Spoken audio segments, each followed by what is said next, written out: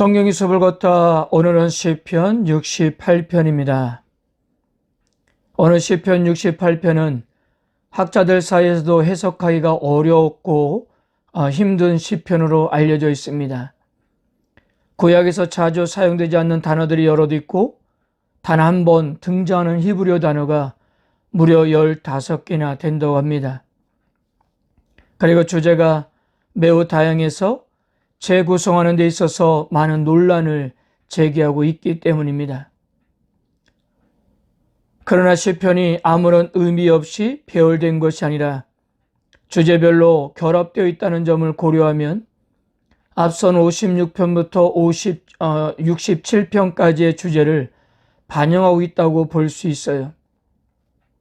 즉 하나님의 우주적 통치의 능력과 권위를 논증하고 모든 민족이 그 권위를 인정하고 그에게 복종하며 그의 의로우신 왕권을 찬양하는 일일 것입니다. 특히 68편은 하나님이 오셔서 자기 백성과 함께 하시어 그들을 광야에서 어떻게 인도하여 가나안에 이르게 하셨고 시온에서 자정하신 역사를 기억하며 자기 백성을 계속 보호해 줄 것을 기대하는 찬양시입니다. 앨런 로스라는 학자는 68편을 다윗 시대의 언약궤가 시온산으로 올라가는 것을 기념하는 것으로 추수 때뿐만 아니라 이스라엘 역사를 축하하는 절기, 특별히 주의 절대의 주권이 모든 나라 위에 드러나는 사건이 있을 때 사용되었을 것으로 보았습니다. 오늘 68편은 내용이 길기 때문에 간단하게 살펴보도록 하겠습니다. 먼저 1절에서 3절까지 하나님이 일어나시기를 기도하는데요. 특히 1절 하나님이 일어나시니 원수들은 흩어지며 주를 미워하는 자들은 주 앞에서 도망하리이다 라는 말씀은 출애굽 이후에 시내산에서 언약궤가 떠날 때 모세가 민수기 10장 35절에서 한 기도와 동일합니다. 궤가 떠날 때는 모세가 말하되 여호와여 일어나사 주의 대적을 흩으시고 주를 미워하는 자가 주 앞에서 도망하게 하소서 하였고, 즉 시인이 이 간구로 시작하는 것은 출애굽 이후 언약궤가 떠날 때의 사건을 연상시키며 하나님이 그들과 함께 계시면 원수들이 흐트러지게 되리라는 믿음을 표현한 것입니다. 시인은 이 믿음에 기초하여 연기가 바람에 불려가며 불 앞에서 미리 녹음같이 악인들의 망하여 의인이 기뻐하리라고 그렇게 간구했습니다. 4절에서 6절까지 의인들은 이 위대한 하나님을 찬양하려고 부름을 받는데요. 광야에서 행하시는 하나님을 높이라는 것입니다. 광야에서 행하시던 하나님의 이름은 여호와이신데요. 이스라엘과 언약을 맺으시고 그들과 항상 함께 하시는 분이셨던 것입니다. 또한 고아의 아버지시고 과부의 재판장이시며 사회적으로 약자들에게도 형통하게 하시는 분이시지만 그를 거역하는 자들의 거처는 메마른 땅에 살게 하시는 분이셨던 거예요.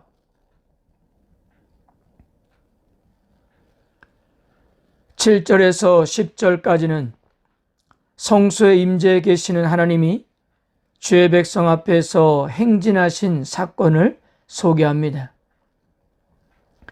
특히 7절과 8절은 드보라와 바락이 전쟁에서 승리한 후에 부른 노래 가운데 있는 사사기 5장과 비교해보면 거의 유사합니다. 사사기 5장 4절에서 5절입니다. 여호와여 주께서 세일에서부터 나오시고 에돔들에서부터 진행하실 때에 땅이 진동하고 하늘이 물을 내리고 구름도 물을 내렸나이다. 산들이 여호와 앞에서 진동하니 저 신의 산도 이스라엘의 하나님 여호와 앞에서 진동하였도다. 하나님은 이렇게 자기 백성들을 위해 싸우실 뿐만 아니라 또한 필요를 공급하여 돌보시는 분이셨던 것입니다. 11절에서 14절 이 장면도 사사기 5장의 배경으로 이해하면 좋을 것 같습니다. 드보라와 바락의 군대를 피해 겐 사람 헤벨의 집으로 피신한 시스라를 죽인 것은 장막에 거주하던 헤벨이 아니었던 야엘이었습니다. 장막에 거주하는 여성이 패전한 왕들에게서 전리품을 취해 나눌 정도면 전혀 상대가 되지 않는 전쟁이었다는 것인데요. 대적들은 패하고 나가 떨어지는 모습이 마치 이리저리 날리는 눈과 같았던 것입니다. 그래서 이것으로 백성들은 양이 우리에 눕는다는 표현처럼 평화를 누리고 그들이 얻은 전리품으로 풍부하게 되었던 것입니다. 15절에서 18절까지는 하나님이 시온산에 자정하시는 모습을 묘사하시는데요. 하나님의 산이라는 말은 최상급을 표현하여 가장 강력한 산이라는 뜻입니다. 즉 높이 솟는 많은 봉우리를 거느린 산입니다. 그렇지만 하나님은 자신의 성소로 이것을 선택하지 않으셨습니다. 하나님은 낮은 언덕인 시온을 선택하셨고 이곳에 영원토록 계신다는 것인데요. 승리 하나님은 일시적이고 유한한 분이 아니라 영원하고 무한하신 분이라고 선포했습니다. 18절 같은 경우는 사도 바울이 에베소서 4장 8절에서 그리스도가 만유에 계셔서 각 사람에게 은혜를 주신다는 것을 설명하기 위해 인용했었는데요. 이로보아 시온산에 계신 하나님은 모든 대적을 정복하여 복종하게 하시고 왕으로서 다스리시는 이미지를 보여주고 있는 것입니다.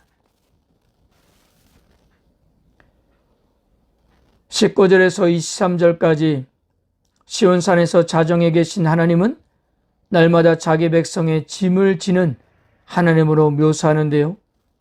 바로 그 하나님은 사망에서 벗어나게 하시는 구원의 하나님이셨던 것입니다. 그리고 그 백성들의 원수들이 바로 그 원수들로 규정했는데요. 백성들의 원수가 곧 하나님의 원수이기 때문입니다. 그래서 하나님께서 그들을 직접 심판하신다는 것입니다. 24절에서 27절까지는 왕이신 하나님이 원수들을 멸하시고 성소로 행차하실 때 노래하는 자들은 앞서고 연주를 하는 자들이 뒤를 따르는 모습을 묘사하는데요. 여기서 핵심은 모든 하나님의 택한 백성은 구원을 주시고 성소로 행차하신 하나님을 찬양해야 한다는 것입니다. 28절에서 31절까지 시인은 역사 가운데 하나님의 행하신 일과 그의 구원을 회상한 후에 옛날에 행하셨던 구원사가 현재도 일어나기를 구하고 있습니다. 마지막 32절에서 35절까지 시인은 주변 나라들에게 하나님을 찬양하라고 명령합니다. 하나님은 성소에서 그의 위엄을 나타내실 뿐 아니라 자기 백성에게도 힘과 능력을 주시는 분이십니다. 이런 일을 하신 하나님은 찬송받기에 합당하신 분이셨던 거예요. 사랑하는 성도 여러분, 우리는 하나님을 어떤 분으로 인식하고 있을까요? 오늘 68편에서의 하나님은 승리의 하나님, 구원의 하나님으로 고백되고 있는데요. 이 두 차원은 하나님의 본성의 양면성을 잘 말해준다고 볼 수 있습니다. 승리 하나님은 하나님의 초월성을 가리킵니다. 오늘 68편에서도 고백되었듯이 하나님은 하늘의 하늘, 그 가장 높은 곳에 자정하신 창조주요 통치자이시며 심판주이셨습니다. 이 세상 어느 누구도 그분의 통치에서 벗어날 수가 없습니다. 그런데 우리들은 하나님을 너무 쉽게 개인화해 버리지 않은가 하는 거예요. 내 바람, 더 나가서 내 욕심을 채워주는 도구로 하나님을 전락시키는 것입니다. 성도 여러분, 우리들은 나를 향한 하나님의 공동체를, 우리들의 공동체를 향한 하나님의 뜻을 먼저 생각해야 합니다. 그리고 하나님의 뜻을 공동체 안에서 이루어가는 것을 최우선시해야 합니다. 하나님은 인간 세계에 동떨어져서 군림하기만 하시는 분이 아니십니다. 높은 곳에 계시지만 하나님은 성소에 임하십니다. 그뿐 아니라 예배하는 공동체의 개별 구성원들과도 깊이 인격적 관계를 맺으십니다. 하나님 우리들과 함께 하셔서 우리로 나의 하나님이라고 고백하게 하시고 고난과 고통을 다 털어놓게 하십니다. 그리고 고난과 고통에 공감해 주시고 동참해 주시며 위로해 주시고 궁극적으로 하나님의 뜻에 따라 심판해 주십니다. 그러므로 우리들은 오늘도 하나님을 송축하면서 그분과의 인격적인 관계 속에서 살아가야 합니다. 성도 여러분, 나이가 들수록 인생의 무게가 더 무거워져 가는 것은 예나 지금이나 매 한 가지인 것 같습니다. 다들 걱정과 불안, 괴로움과 좌절의 짐을 어깨 위에 잔뜩 지고 살아갑니다. 이런 짐을 어떻게 벗고 행복한 삶을 살아갈 수 있을까요? 오늘 시편의 답은 명확합니다. 하나님이 그 짐을 대신 져 주신다는 거예요. 예수님도 이 땅에 오셔서 인생의 짐을 대신 져 주시겠다고 우리들을 초대하셨었는데요. 그러면 오늘도 꼭 기억하십시오. 우리의 짐을 져 주시는 하나님이 바로 나의 하나님이라는 사실을 말입니다. 그것을 믿고 짐을 맡겨 버리는 것은 이제 우리의 몫입니다. 성도 여러분, 어떤 짐이건 무겁다고 느껴진다면 하나님께 바로 맡기시길 바랍니다. 이것이 오히려 하나님을 기쁘시게 한다는 사실을 믿고 하나님을 전적으로 신뢰하는 하루가 되시기를 바랍니다. 아멘.